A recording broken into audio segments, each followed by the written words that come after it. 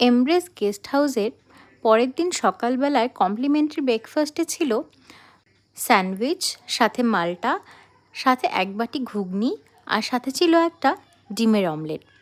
স্যান্ডউইচটা কিন্তু বেশ ভালো ছিল। ভেতরে ছিল মেয়োনিজ, সাথে নানান রকমের ভেজিটেবল ছিল, সেগুলো কুচি কুচি করে কাটা ছিল। আর টমেটো সস দিয়ে একটা মিক্সচারের মতো করে সেটাকে ভেতরে দিয়ে দিয়েছিল। বেশ সুন্দর লাগছিল খেতে। হ্যাঁ, আমার মনে হয় ওনারা মিষ্টি কিছু মিশিয়েছিলেন, যার জন্য এটা টেস্টটা হালকা একটু মিষ্টি মিষ্টি ছিল। বেশ ভালো লাগছিল। আর ঘুগনিটাও কিন্তু অসাধারণ ছিল। খুব একটা বেশি তেল ঝোল ছিল না, একদম হালকা পাতলা। সকালবেলায় এরকম ঘুগনি হলে কিন্তু মন্দ হয় না। আর মালটাটাও কিন্তু আমি দেখলাম আমাদের সামনেই একদম কেটে দিল। বেশ ফ্রেশ ছিল আর ভীষণ মিষ্টি ছিল।